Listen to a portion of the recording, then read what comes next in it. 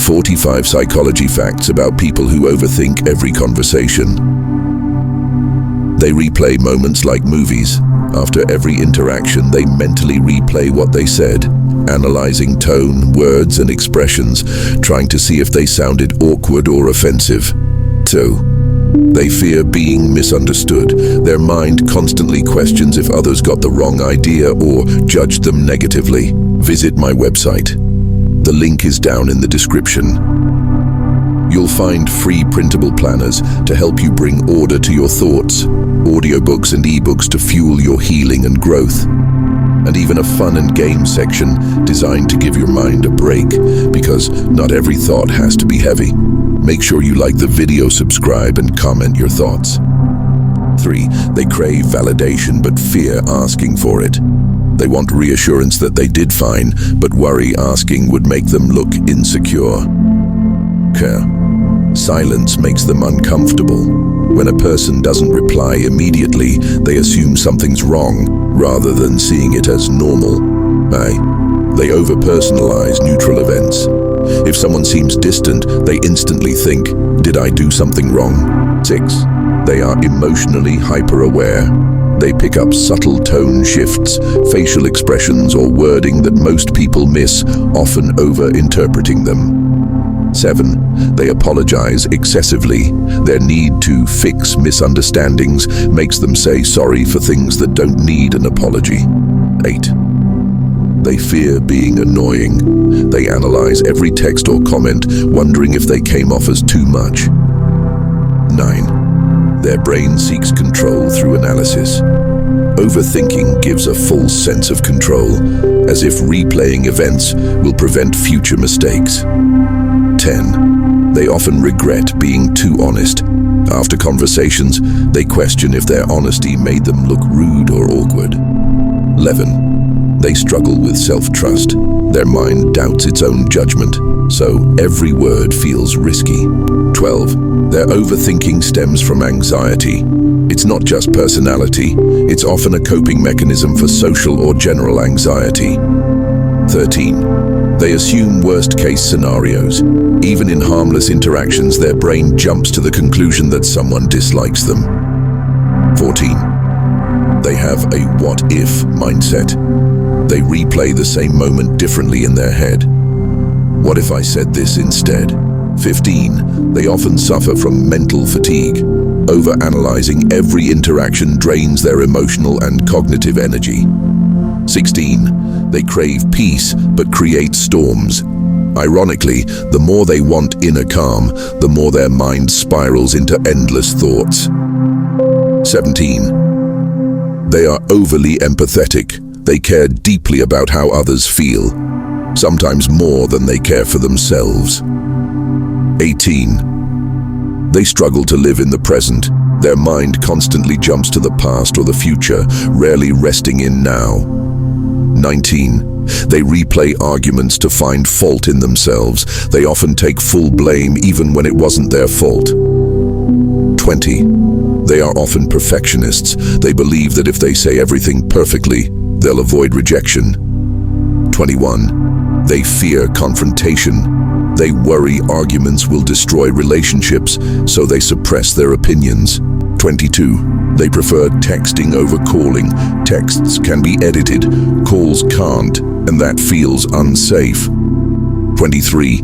They misinterpret short replies. A simple K or sure can trigger a spiral of worry. 24. They struggle with self-compassion. Their inner critic is louder than their inner comforter.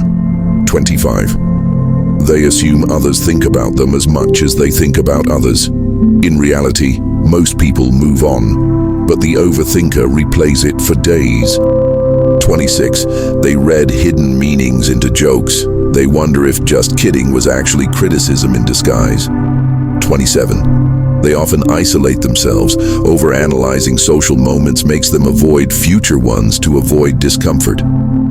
28. They analyze their own body language. Even after talking, they think about how they stood, smiled, or moved. 29. They want to be liked by everyone. They overthink because rejection feels unbearable. 30. They often have strong emotional intelligence. Their sensitivity can make them deeply understanding, though painful when uncontrolled. 31. They have trust issues. If they've been judged or misunderstood before, they overthink to prevent it again. 32. They feel mentally stuck after social events. Their brain replays what others have already forgotten. 33. They may struggle to sleep. Nighttime becomes their mental review session. 34.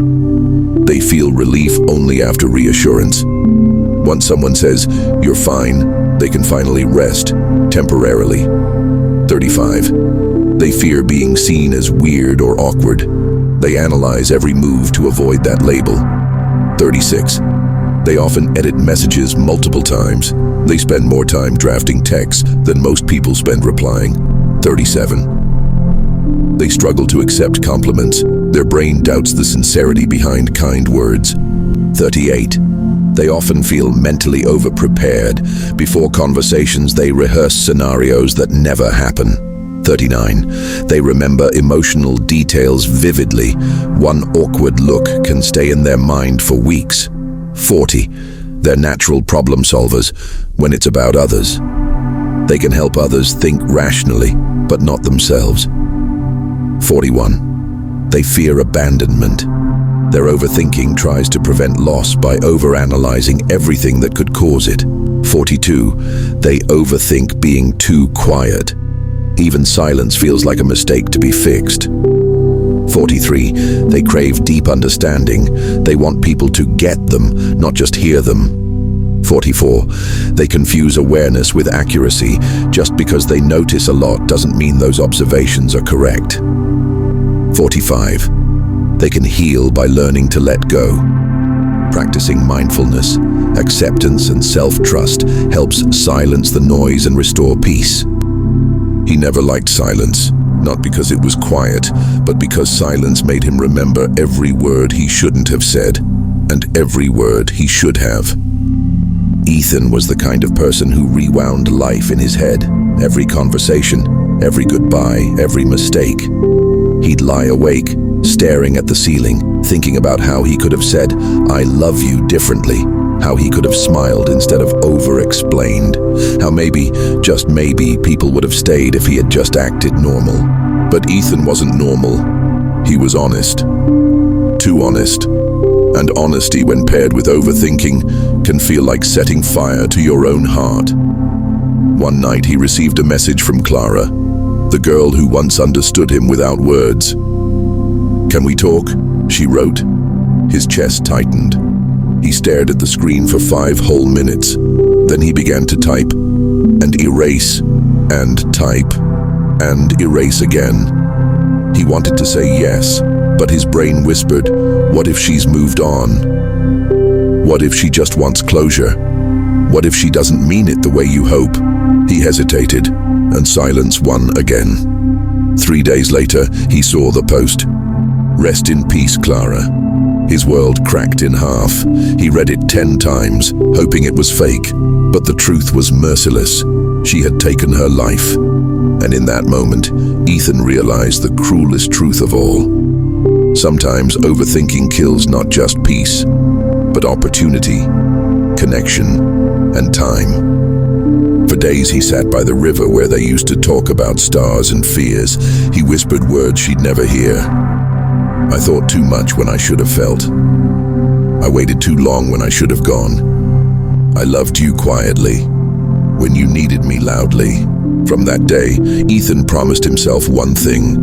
When his heart spoke, he would no longer silence it with fear, because the truth, no matter how risky, is never heavier than regret. We live in a world where silence is rare, yet our minds never stop talking. A world where millions of people are trapped, not behind locked doors, but behind the bars of their own thoughts. This is not a small issue. It's a global epidemic, a pandemic of overthinkers. Unlike any disease, this one doesn't spread through touch or air. It spreads through doubt, fear, and emotional exhaustion. It's the quiet sickness of the mind, invisible, yet heavy enough to crush the soul. Every day, countless people wake up already tired. Not because they didn't sleep, but because they never stopped thinking. They replay conversations from yesterday. They rehearse ones that might never happen tomorrow. They question what they said, what they didn't say, and what others might think about what they said. Their minds become mental battlegrounds where peace is a dream and self-doubt is the enemy. This new pandemic thrives in the age of connection. Social media, messaging apps, and the constant pressure to say the right thing at the right time have turned people into their own worst critics. Every text sent becomes a test. Every seen message feels like rejection. Every silence feels like a storm waiting to happen. But here's the cruel irony. The more we think, the less we live. The more we analyze, the less we feel.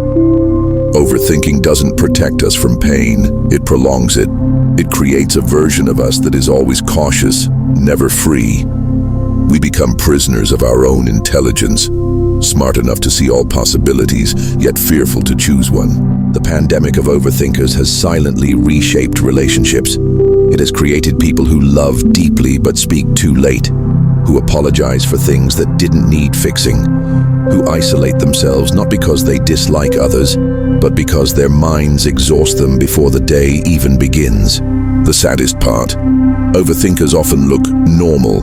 They laugh, they work, they socialize, but inside their mind is running on overdrive. Every word, every silence, every gesture, all dissected, analyzed, and stored in emotional memory. They don't need advice like, just stop thinking so much. They need understanding. They need safety. They need people who remind them that not every silence hides judgment. Sometimes silence just means peace. The cure to this pandemic isn't medication alone, it's compassion. It's learning to forgive ourselves for not being perfect. It's letting go of control and understanding that not everything we say or do will be interpreted the way we intend. And that's okay. It's learning to live with uncertainty without letting it define our worth. The real battle isn't with the world outside. It's with the voice inside that never stops questioning our worth. And when that voice grows loud, the bravest thing anyone can do is whisper back, I am enough, even when I'm unsure. The pandemic of overthinkers is real, but so is recovery. It begins the moment we stop believing every thought we think and start remembering that we are human, beautifully flawed, endlessly feeling, and worthy of peace. Before you disappear back into your thoughts, pause for a second. If this message spoke to your soul, then I've built a space for minds like yours, a place where overthinkers, dreamers, and deep feelers can finally breathe. Visit my website. The link is down in the description. You'll find free printable planners to help you bring order to your thoughts, audiobooks and ebooks to fuel your healing and growth, and even a fun and game section designed to give your mind a break. Because not every thought has to be heavy.